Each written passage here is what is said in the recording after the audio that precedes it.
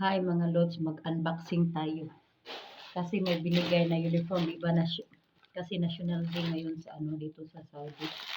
May binigay na uniform, ito ako yung ipasuot ko ngayon. Hindi na tulad ng dati na green. Ayan. Uniform. Non-uniform. Alam nyo kung ang size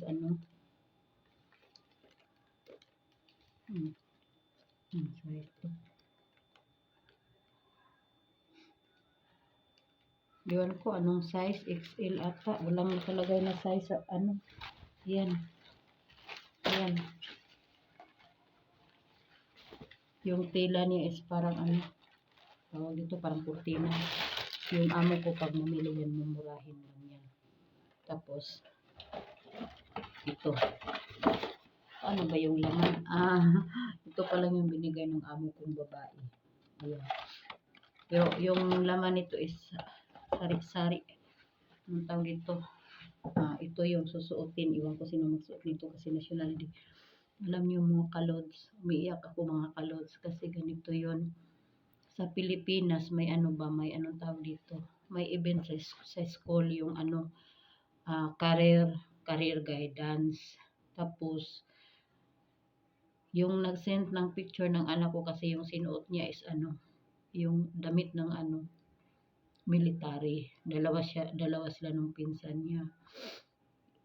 Yung nag-send una sa akin ng picture yung yung ibali kapitan sa amin kasi siya yung first kagawad tapos yung kapitan namin na na stroke sa kibali siya ba yung tawag dyan appointing yung siya yung napili na siya yung papalit sa kapitan namin. Nag-send siya ng picture, umiyak talaga kasi yung wala ka sa tabi ng anak ko. Sila yung tawag dito.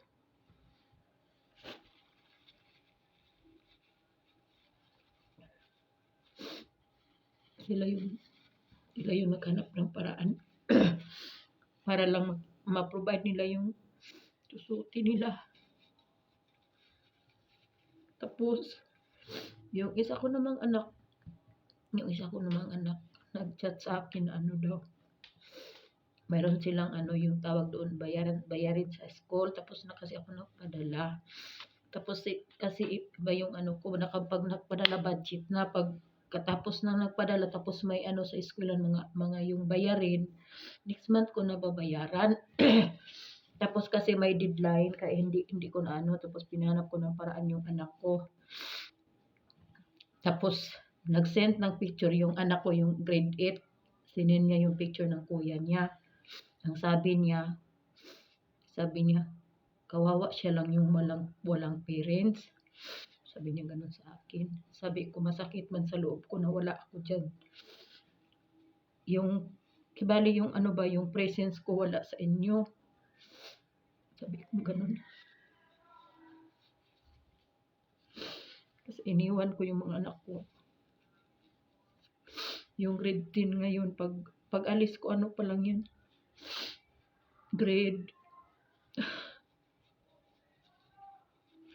5. Tapos yung grade 8 ko, nung umilis ako is grade 3. Tapos ngayon, nasa sila ba yung nasa special section sila ba, kibali science class, hindi yung regular class. Mahirap yung doon, mahirap yung nila ba, mga lesson, mahirap. Tapos ninitiis lang nila kasi kasi nandyan na sila sa nasa na sila, sa science class na sila. Ngayon, yung message ng anak ko, yung mga convo namin ba, binasa ko, naiyak ako. Tapos nag-send yung anak ko ng picture sa kuya niya, nakabit-bit ng anong tawag dito, yung plastic bag ba, kasi damit daw niya yon. Sabi ko, yung bit-bit ng kuya mo? Sabi niya, plastic bag kasi damit niya.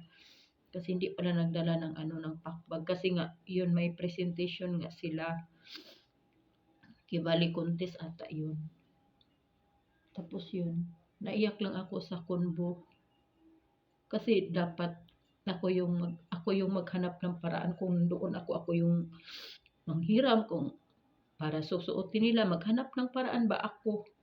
Pero mga lods, nagharap naman talaga ako ng paraan. Kaya lang nandito ako sa malayo. Yung tao na inaano ko, wala sa kanila. Iba talaga yung ikaw yung lumalakad ba naghanap. Kaya, kaya masakit ba sa isang ina?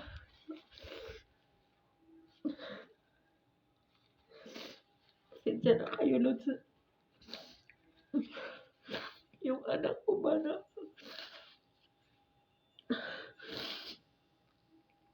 dapat ako yung parang sila na yung tumayo na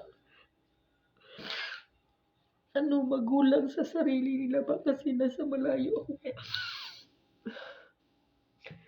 Ang sikip sa dibdib mga lods pa. Ang nakakalit lang ito yung mga nanay lang na nasa malayo. Mga FW. Alam nyo kasi mga kalot, yung mga anak ko talaga, nagsikap talaga sa pag-aaral. Kahit konti lang yung baon nila, pinagkakasya lang nila.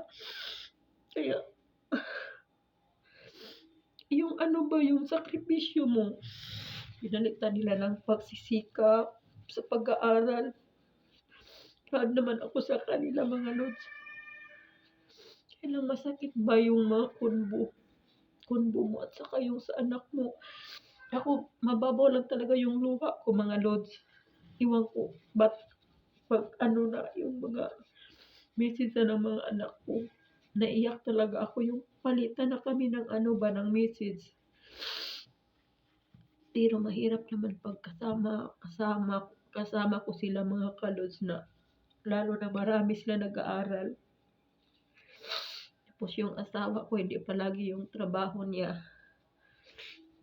Walang engineer na hawak sa kanya, bali private na lang siya, hired lang. Kaya mahirap kung may trabaho, may pagkain, kung wala din, kaya mahirap. Kaya na lang talaga ako, nagpupumilit na pumunta dito kasi yun nga, mayroon akong anak na mag-aaral ng college, criminology, tapos yung yung school na papasokan niya, private, mahal yung doon, bayad sa tuition. Kaya sabi ko, hindi natin kaya pag nandito lang ako sa Pilipinas. Kaya sabi ko, hanap ako ng paraan. Yun, ako, Lord, bigyan mo ako ng way kung paano ko to yung ng anak ko. Ayun, kaya ayun, binigyan ako ni Lord ng ng tulay. Ayun, nakapunta ako dito. Kaya, ang lang masakit sa isang ina na yung mga anak mo nagsusumikap sa pag-aaral nila, yung sakripisyo, pinalitan nila ng magandang mga grado, hindi naman sa mga yung mga valedictorian, ganyan, pero at least yung mga anak ko, yung mga grado ba, line of 9, nakikita mo na tapos ayaw pa nila ipupus yung mga grado nila, yung lang sila ba, yung tawag dito, hindi sila showy, gusto nila tahimik lang, ganyan. Ayaw nila yung ipagmayabang yung mga grado nila. Nagagalit nga sa akin pag pinupost ko, ganyan. Kasi gusto nila na lang, yung tahimik lang ba, ganyan yung mga anak ko. Ngayon, acquaintance na naman, hanap na naman ng susuotin.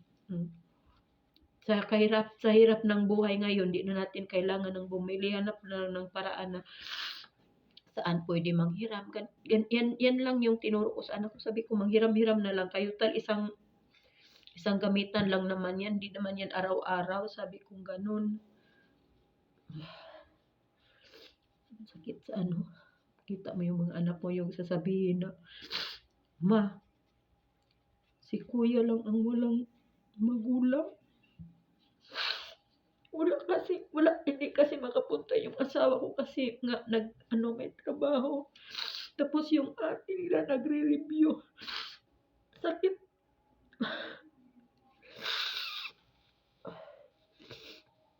Pasensya na kayo ulit sa dito ko lang ilabas kasi wala naman talaga akong makausap dito. Sakit talaga ng dibdib ko. Tinawag nga ako ng alaga ko kasi ano daw 'to, ipapaplansya, ipapagupit yung ano, yung nag-ano.